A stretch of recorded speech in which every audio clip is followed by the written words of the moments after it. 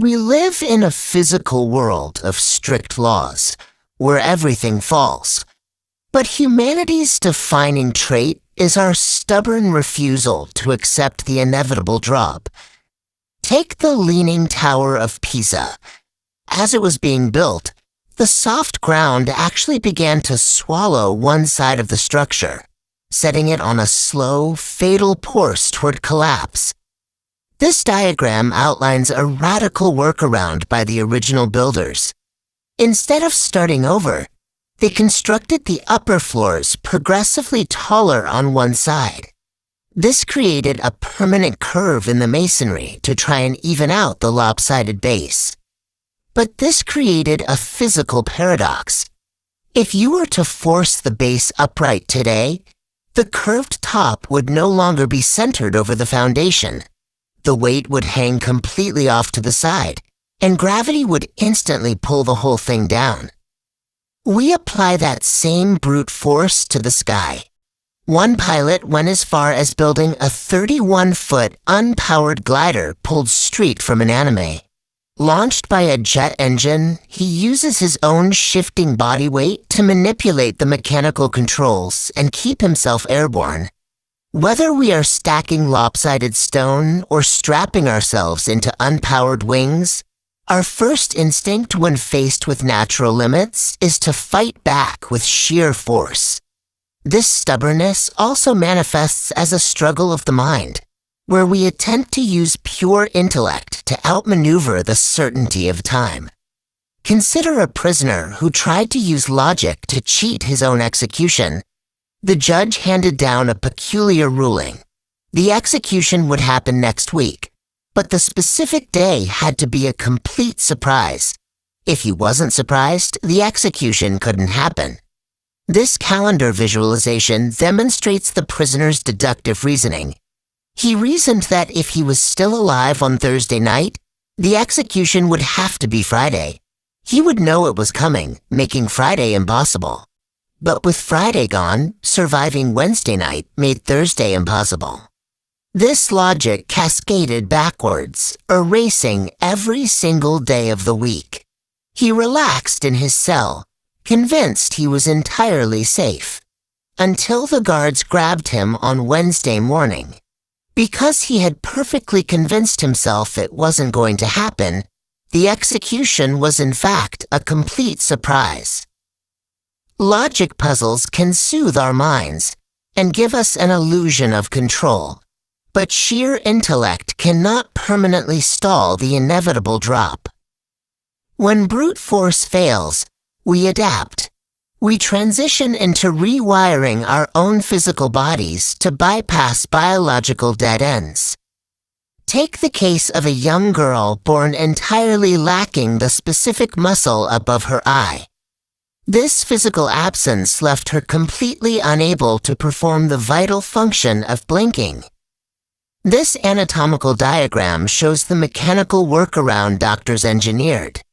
They threaded a small sling beneath her skin, attaching her eyelid directly to a functioning eyebrow muscle.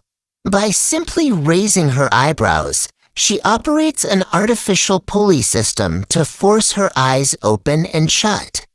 Or consider a talented violinist who lost her arm in a crash, severing her connection to her art. She bridged that gap by using a custom prosthetic equipped with a bow attachment that she learned to control entirely with her shoulder. These mechanical bridges prove a simple rule. When a natural pathway is destroyed, we engineer a detour to keep flying. This engineering moves inward to the mind, where we can rewire invisible neural pathways and survival instincts. Think about the routine of filling your coffee maker with water the night before. You're effectively doing small favors for a false persona, acting as a butler for your future self. This psychological trick successfully bypasses our natural demand for immediate gratification. By outsourcing the effort to an imaginary external helper, you build better habits without feeling the mental friction. We applied this same neural hacking to the animal kingdom. Scientists have figured out how to use Pavlovian training to turn ordinary bees into bomb detectors. By blowing air from suspicious bags over the insects and giving them sugar when they smell explosives, researchers permanently rewired their natural feeding response. So when the bees catch the scent of a bomb, they automatically stick out their tongues expecting food. By rewriting neural code in ourselves and in nature, we create a highly functional mid-flight glide, temporarily masking the reality of our inherent limitations. Eventually, we hit a dangerous threshold. There is a point where our clever hacks collide with the unbreakable limits of reality. Imagine a weight loss medication designed to successfully eradicate the biological drive for food. At first, it achieves its goal. Hunger vanishes. But when that drive is severed, the brain begins interpreting all nourishment as toxic poison. Users soon require feeding tubes to survive, leading to a desperate market for a second pill that offers only 24 hours of relief. This artificial dependency creates a breaking point, where supplies vanish and people fight in the streets just to feel hunger again. Some natural laws act as load-bearing pillars of our existence. Hacking them completely doesn't free us, it destroys us. Ultimately, there is an unhackable reality awaiting all biological life, the end of the descent. We can see how nature processes this inevitability by looking at crows. When a flock member dies, large numbers of these birds will gather around the body. It's easy to call this a funeral, but it is actually a meticulous clinical investigation to determine exactly what caused the death. The crows actively study the threats. If a human holds a dead bird, the flock will memorize that person's face, dive bombing and harassing them for years. It is a desperate bid to understand the danger and delay their own inevitable fate. Even nature's most intelligent creatures recognize that the end cannot be permanently stopped. It can only be briefly delayed through obsessive study.